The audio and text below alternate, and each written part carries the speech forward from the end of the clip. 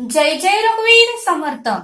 समर्थ म्हणतात की आत्मविश्वास फार महत्वाचा आहे. समर्थ म्हणतात की आत्मविश्वास फार महत्वाचा आहे. ज्याच्याकडे आत्मविश्वास आहे तो कुठल्याही काळोखातून सहजच मार्ग काढतो, असं सद्गुरूंनी आपल्याला इथे सांगितलं.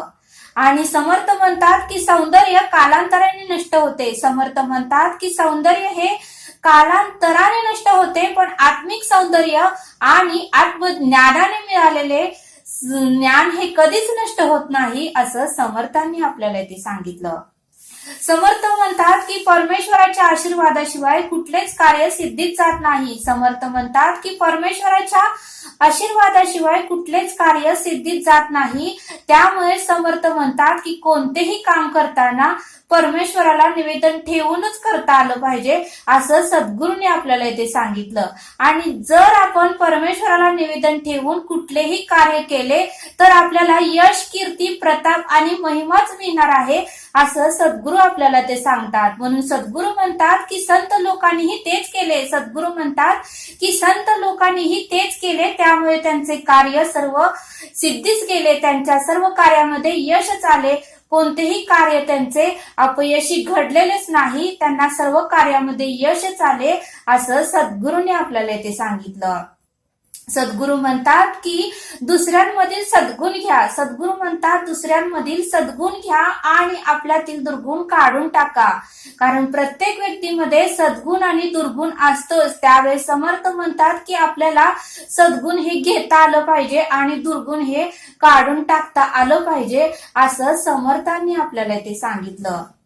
समर्थ म्हणतात की जेवढे आपण इतरांना देऊ, समर्थ म्हणतात की जेवढे आपण इतरांनी देऊ त्याच्या कितीतरी पटीने देव आपल्याला देतो. त्याच्या कितीतरी पटीने देव आपल्याला देतो.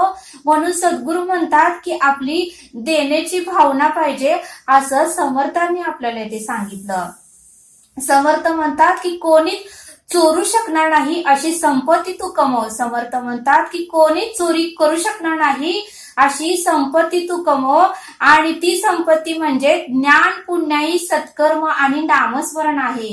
ही संपत्ती कोणीच चोरी करू शकणार नाही, असं समर्थांनी आपल्याला इथे सांगितलं. समर्थ म्हणतात की चंदन हे मी चंदन आहे असे कधीच सांगत नाही. समर्थ म्हणतात की चंदन हे मी चंदन आहे असे कधीच सांगत नाही. त्याचा गंध वाऱ्याबरोबर पसरत जातो. त्याचा गंध हा वाऱ्याबरोबर पसरत जातो आणि वास घेतल्यावरच आपल्याला कळते की हा चंदनाचा वास आहे, असं सद्गुरूंनी आपल्याला इथे सांगितलं. समर्थ म्हणतात की अशक्य या शब्दाला आपल्या मनामध्ये जागा देऊ नका. समर्थ म्हणतात की अशक्य या शब्दाला आपल्या मनामध्ये जागा देऊ नका. अशक्य हा शब्द आपल्या मनातून काढून टाका. अशक्य हा शब्द आपल्या मनातून काढून टाका, म्हणजे सर्व कार्य शक्य होईल, असं सद्गुरू आपल्याला इथे सांगतात. आणि म्हणूनच सद्गुरू म्हणतात की संत ज्ञानेश्वरांनी विठ्ठलाचे नामस्मरण केले. संत ज्ञानेश्वरांनी विठ्ठलाचे नामस्मरण करून भिंती चालवून दाखवल्या.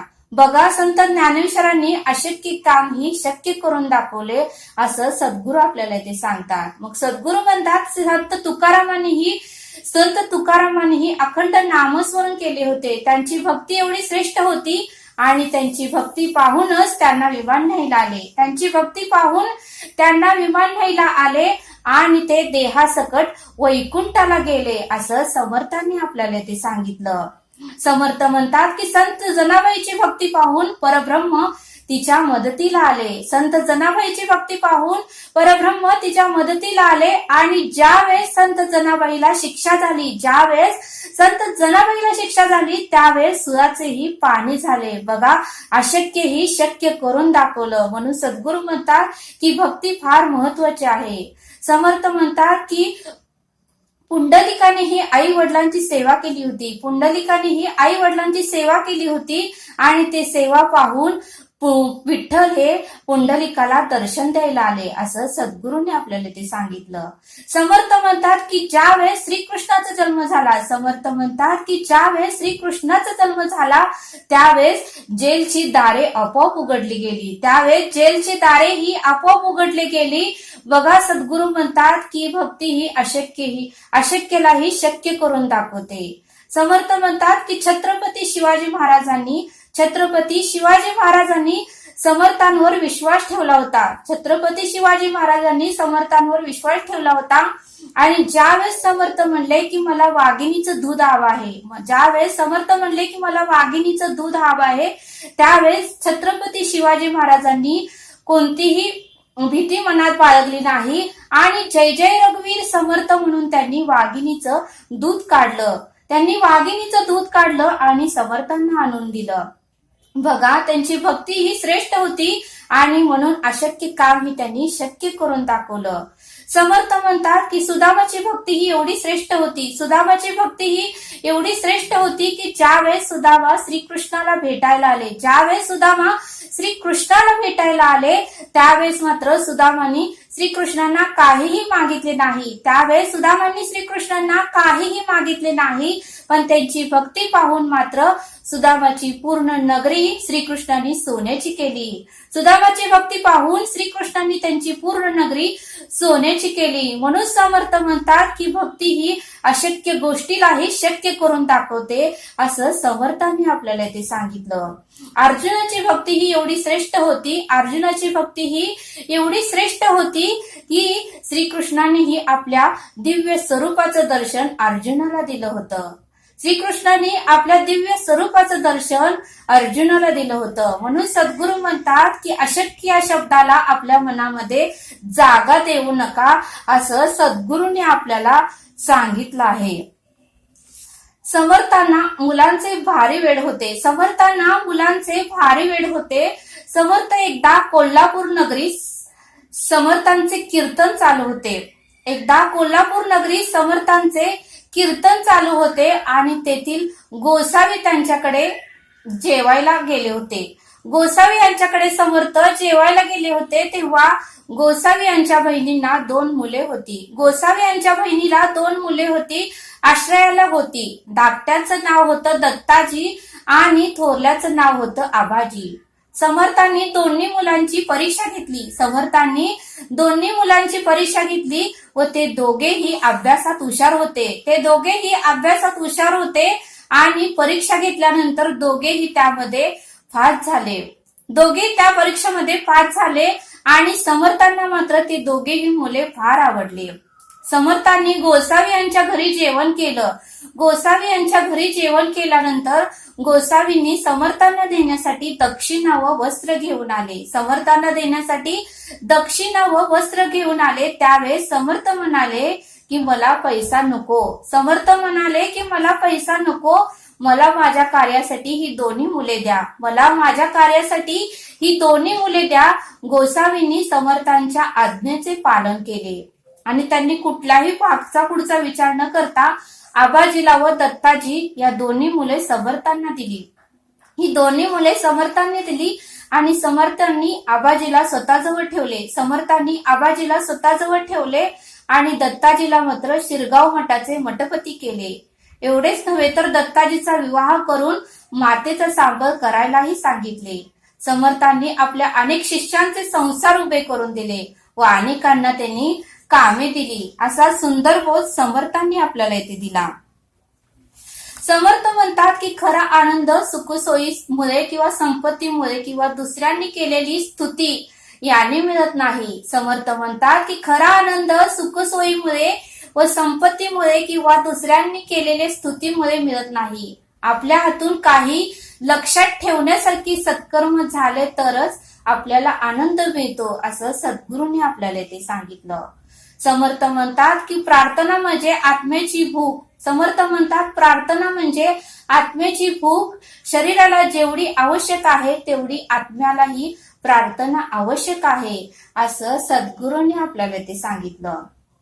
समर्थ म्हणतात की सुख होण्यासाठी रामाचा आचार, कृष्णाचा विचार आणि हरीचा उच्चार फार गरजेचा आहे. समर्थ म्हणतात की सुखी होण्यासाठी रामाचा आचार, कृष्णाचा विचार आणि हरीचा उच्चार फार गरजेचा आहे, असं सद्गुरूंनी आपल्याला इथे सांगितलं. सद्गुरू म्हणतात की परमेश्वरावर विश्वास असेल तर, सद्गुरू म्हणतात की परमेश्वरावर विश्वास असेल तर देव देईल त्याच्यात समाधान मानावे लागेल. देव देईल त्याच्यात समाधान मानावे लागेल. पण स्वतःवर विश्वास असेल तर परमेश्वरालाही तुम्हाला जे हवे आहे ते देणे भाग पडेल, असं सद्गुरूंनी आपल्याला इथे सांगितलं. समर्थ म्हणतात की मनुष्याला आयुष्यात सर्व काही भेटते. समर्थ म्हणतात की मनुष्याला आयुष्यात सर्व काही भेटते, परंतु जे मनुष्य शोधतो ते मात्र त्याला मिळत नाही. सद्गुरू म्हणतात की जे मनुष्य शोधतो ते मात्र त्याला मिळत नाही. ते शोधण्यातच त्याचे पूर्ण आयुष्य संपते. ते शोधण्यातच त्याचे पूर्ण आयुष्य संपते आणि ते म्हणजे समाधान, असं सद्गुरूंनी आपल्याला इथे सांगितलं.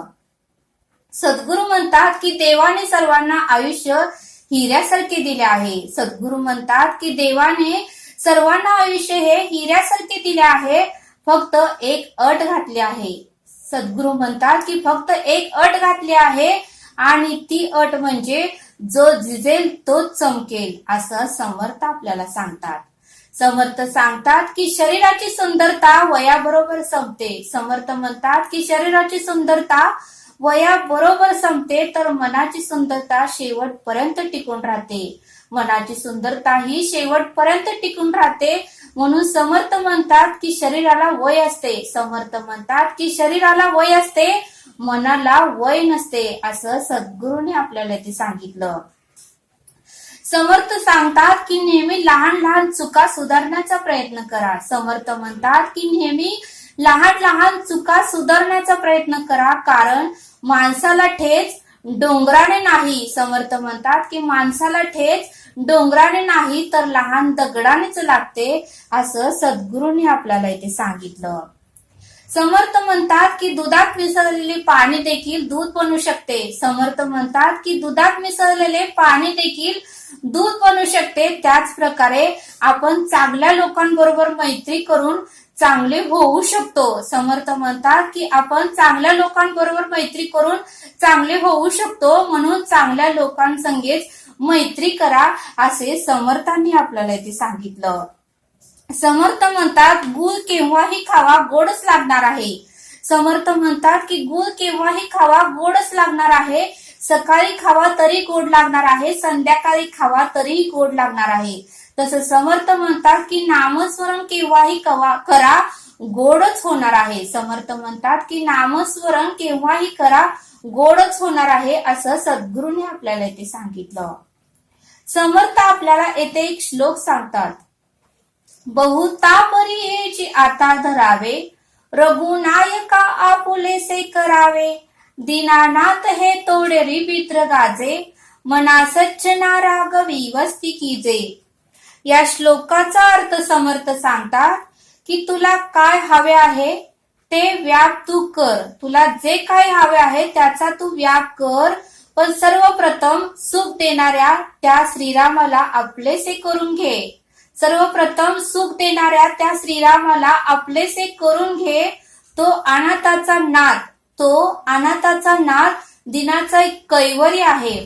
तेव्हा तू श्रीरामाच्या दिव्य स्वरूपात वस्ती करून राहा. तुला सुख समाधान व शांती मिळणारच आहे, असं समर्थांनी या श्लोकाचा अर्थ आपल्याला समजावून सांगितला. तरी आता आपण येथेच थांबूया. हा व्हिडिओ आवडल्यास सबस्क्राईब करा. भेटूया पुढील भागात. धन्यवाद.